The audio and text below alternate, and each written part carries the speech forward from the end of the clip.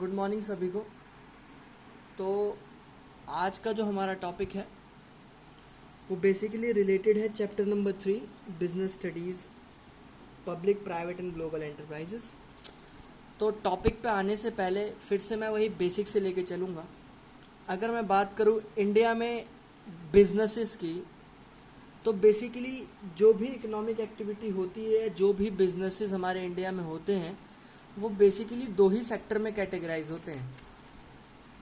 या तो वो प्राइवेट सेक्टर से बिलोंग करता होगा या फिर वो पब्लिक सेक्टर से बिलोंग करता होगा। प्राइवेट सेक्टर के कितने पार्ट्स हैं हम ऑलरेडी अभी पहले पढ़ चुके हैं चैप्टर नंबर 2 में। Sole proprietorship, partnership, joint Hindu family business, cooperative society and joint stock company. जैसे कि इसका नाम बोल रहा है प्राइवेट सेक्टर, यानी ऐसा सेक्टर जिसमें गवर्नमेंट का कोई भी इन्वॉल्वमेंट और रोल नहीं है, यानी a sector in which a particular business is controlled and operated by an private individual। जैसे कि रिलायंस इंडस्ट्री, वो क्या है, एक प्राइवेट सेक्टर बिजनेस है। ठीक है।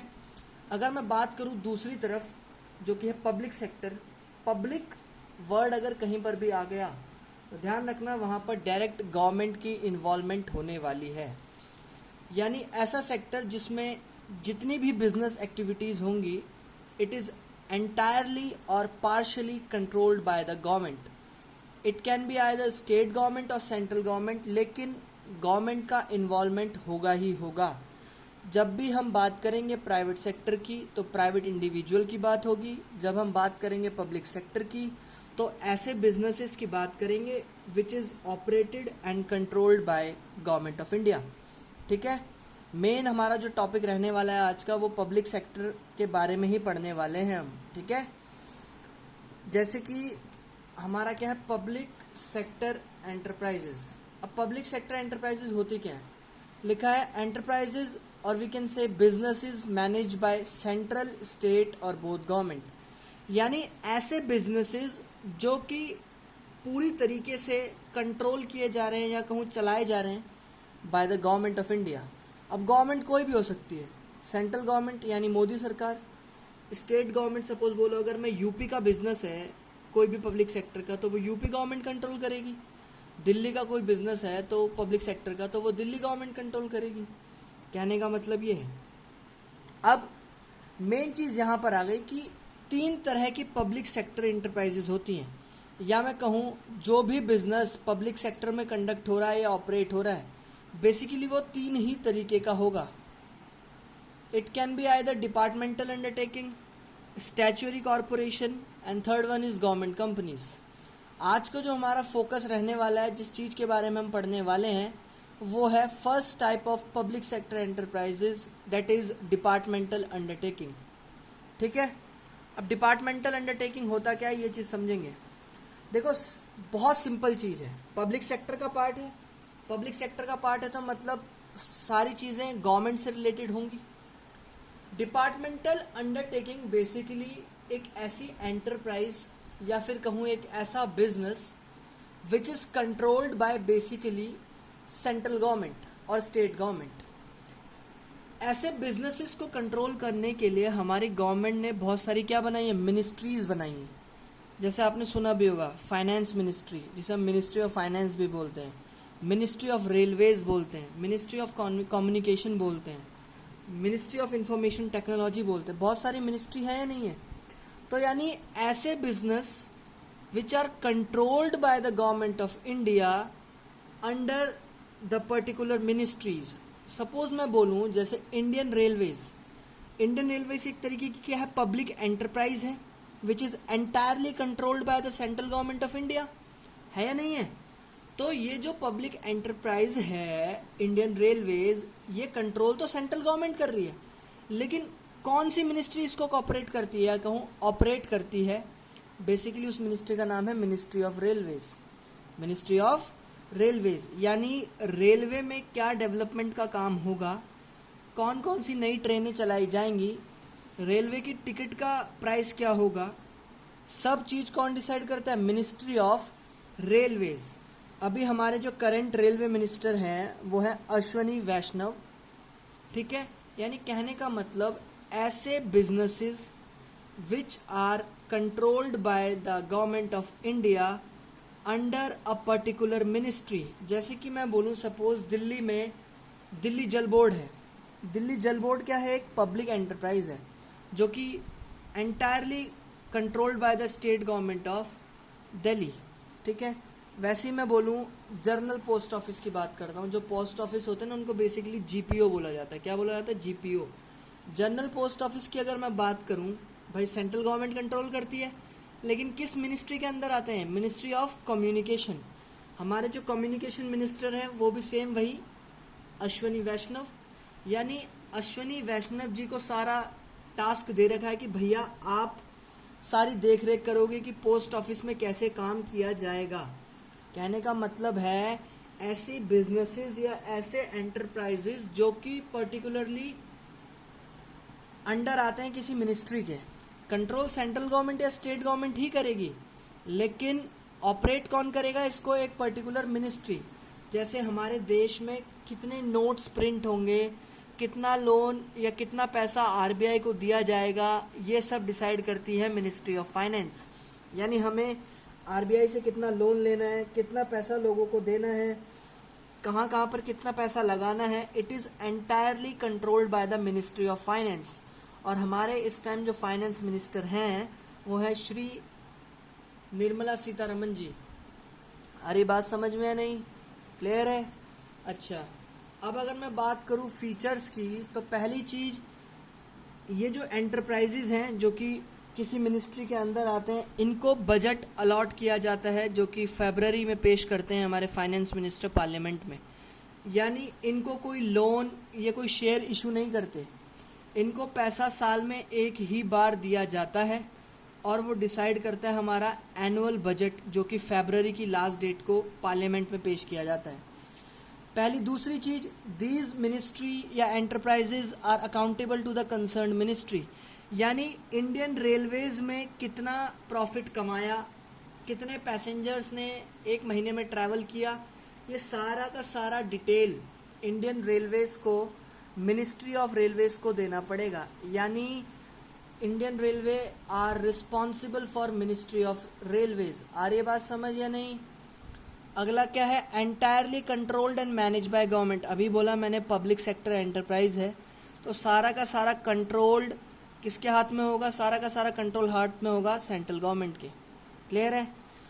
अगला है it is a subdivision of the government. Obvious सी बात है, गवर्नमेंट का ही तो एक हिस्सा है। गवर्नमेंट ने क्या किया? अपने वर्कलोड को डिवाइड करने के लिए, अपने वर्क प्रेशर को डिवाइड करने के लिए इंडियन रेलवेज को मिनिस्ट्री ऑफ रेलवेज को दे दिया कि भैया आप लोग रेलवेज को देखो। वही पोस्ट ऑफिस वाला मिनिस्ट्री ऑफ कम्युनिकेशन को दे दिया कि कम्युनिकेशन वालों आप पोस्ट ऑफिस को देखो। यानी गवर्नमेंट ने क्या किया? To subdivide their work और to reduce their work pressure, government has created a lot of ministries which will be responsible for that particular departmental undertaking. यानी कौन सी मिनिस्ट्री कौन से पर्टिकुलर बिजनेस को कंट्रोल करेगी, it is decided by central government और state government of a particular state. अगली बात मैं करूं मेरिट्स, इसका फ़ायदा क्या है? भैया देखो, गवर्नमेंट की सोर्स ऑफ इनकम है। रेलवेज क्यों चला रही है गवर्नमेंट? कि गवर्नमेंट के पास क्या आएगा? पैसा आएगा। ठीक है ना? Second cheese, it help in achieving the objectives of the government. इन्हीं डिपार्टमेंटल अंडरटेकिंग्स की हेल्प से गवर्नमेंट क्या करती है? अपने पब्लिक वेलफेयर के ऑब्जेक्टिव को अचीव करती है। एक बात बताओ, central government railways, Indian railways को चला के क्या कर रही है? लोगों का पब्लिक वेलफेयर भलाई तो कर रही है। एक बात बताओ, यहाँ से साहिबाबाद से हम न्यू दिल्ली 10 रुपये में चले जाते हैं, कितना सस्ता है। वहीं आप दिल्ली मेट्रो में बैठोगे तो बैठते ही आपको लोकल किराया 30 रुपये देना पड़ता है, 30-40 जो भी है। तो सोच रहे हो, आपको 50 किलोमीटर 40 किलोमीटर सिर्फ 10 रुपये में ट्रैवल करने को मिल रहा है, तो इससे ज़्यादा सस्ता और क्या होगा? यानी गवर्नमेंट करती क्या है? अपने पब्लिक वेलफेयर के ऑब्जेक्टिव को पूरा करने के लिए इन डिपार्टमेंटल अंडरटेकिंग्स का क्या लेती है? सहारा लेती है, या कहूँ इनकी हेल्प लेती है। ठीक है? It is accountable to the parliament regarding proper utilisation of fund. देखो, इनको जवाब देना पड़ता है, इंडियन रेलवेज को जवाब देना पड़ता है कि भैया इन्होंने इस साल में कितना पैसा खर्च किया और कहाँ कहाँ किया। ये सब डेटा या इन्फॉर्मेशन इनको पार्लियामेंट ऑफ इंडिया को सबमिट करनी पड़ती है। ठीक है? डिमेरिट्स क्या है? It lacks flexibility and creativity. देखो, गवर्नमेंट जॉब के बहुत सारे बेनिफिट्स हैं, लेकिन एक जो पर्सनल डिसएडवांटेज मुझे भी लगता है वो क्या है, इसमें ना किसी भी एक इंडिविजुअल की क्रिएटिविटी ख़त्म हो जाती है। बिकॉज वही है, आपको मिनिस्ट्री की पॉलिसी माननी है, उन्हीं के डिसीजंस को फॉलो करना है। You can not create your own innovative methods, you have to follow all the traditional methods which were followed by the particular ministry over a past 10 years कह सकते हो। कहने का मतलब है आप खुद से कुछ इनोवेटिव नहीं कर सकते। गवर्नमेंट ने बोल दिया है कि भैया यही काम करना है, मिनिस्ट्री ने बोल दिया, रेलवे मिनिस्ट्री ने कि यही काम करना है, तो आपको फिर वो काम वैसे ही करना है, चाहे आपके पास फिर कोई अलग बेस्ट तरीका क्यों ना हो, लेकिन आप उस तरीके को इम्प्लाई नहीं कर सकते। Because all the work you have to do is according to the guidelines passed by the Ministry of Railways। Clear है नहीं है? अगला क्या है, it suffers from red tapism. Red tapism का मतलब होता है फाइल वर्क बहुत ज़्यादा होता है गवर्नमेंट ऑर्गेनाइजेशन में।